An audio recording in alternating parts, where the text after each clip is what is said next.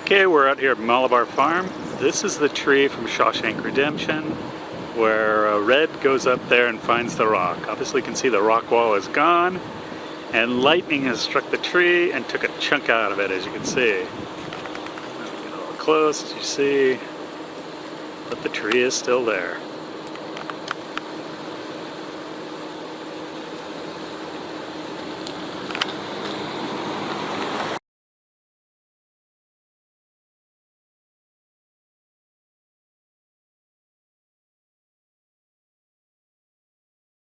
The library.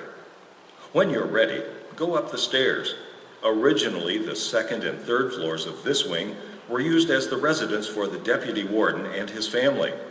On the second floor, behind a wood and glass wall, was the sitting room for the OSR assistant warden and his family. In Shawshank, that area was used as the outer office where Andy kept the books for the warden and where he played the aria from Marriage of Figaro over the loudspeaker. The glass in the door was broken out by a guard in the movie to stop Andy. It has never been replaced. The bedroom of the OSR assistant warden was to the left as you enter the sitting room. In Shawshank, it was used as Warden Norton's office.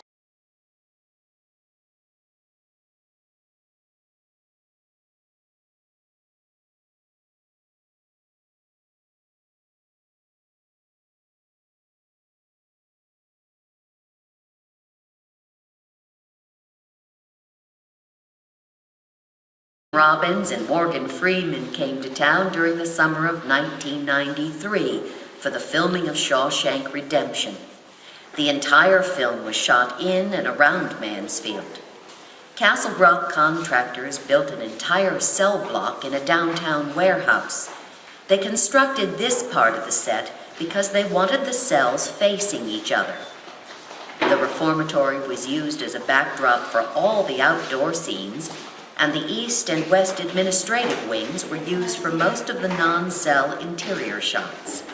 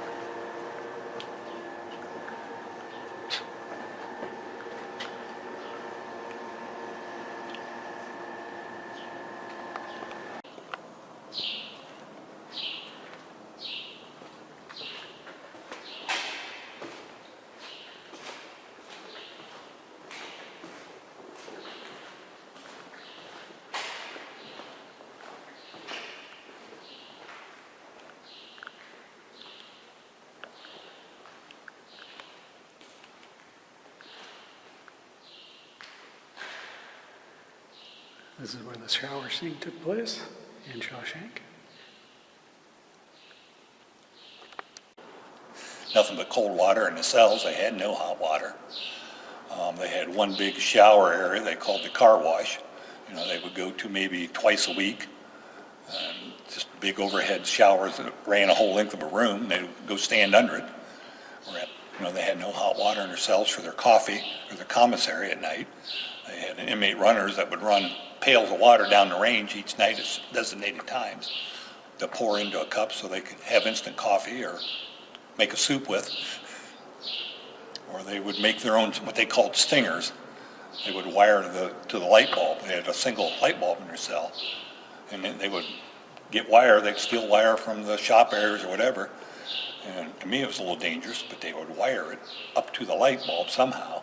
And they had it connected to like a metal spoon or something. They'd put in water they had to heat it. So they would do that their own, to get their own hot water. You know, there were people I'm sure got shocked and burned up, and I don't know if anybody ever got electrocuted, but they would make, but they called them stingers.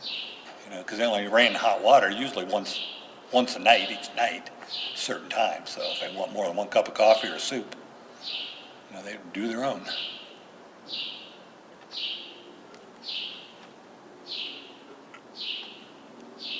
Third floor was like the general ward of the hospital up until approximately 1950, 1951. Then it was used for a couple different things. And then finally it was turned into the library. I've seen some things up there, like the only way we could describe it is a storm cloud appear out of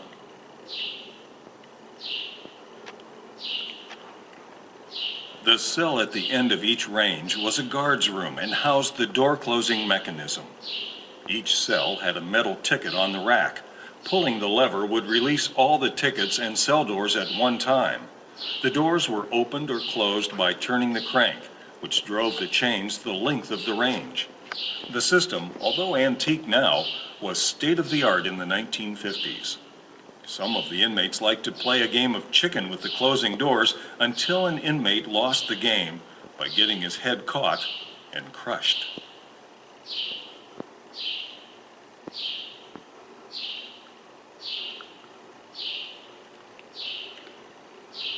The east cell block is 6 tiers high and constructed completely of steel. It is listed in the Guinness Book of World Records as the world's largest freestanding steel cell block, meaning that it's not connected to any outside wall. Each of the floors in the east cell block has 100 cells. 6 floors makes a total of 600 cells. Each cell measures 7 by 9 feet and held 2 men for a combined total of 1,200 men in the east cell block. At the center of each tier is a door that opens to the alley. The alley contains all of the utilities for the cells. Sometimes prisoners misbehaved and flooded their cells. Guards could go through the alley and shut off the water. At times, the guards would go in the alley and listen to prisoners' conversations through the vents in the cells to see if they were up to something. Once each shift, a guard was required to walk the length of the alleys down narrow catwalks. It's said that the vent at the back of the cell was like a local telephone exchange. If you stood on the toilet and cupped your hands over the vent, you could talk with someone several cells away. However, it was a party line and there was a lot of interference. You're free to walk around the entire east cell block and explore many of the cells. At the far end of the cell block on the ground floor is the shower room. The catwalks that stretch from the back of this cell block to the rear wall enabled guards to gain access to the watchtower that you see on the back corner of this building.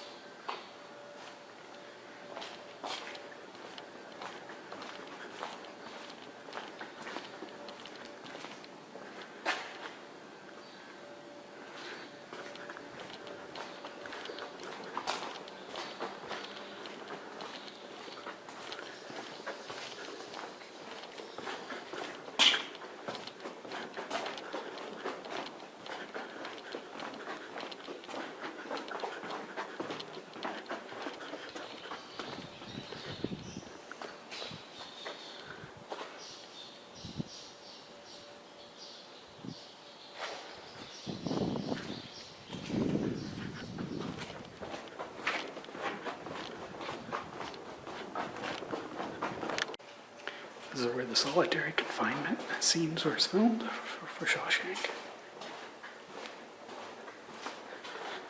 Went into Dufresne and sent to the hole. I think we're coming upon his cell.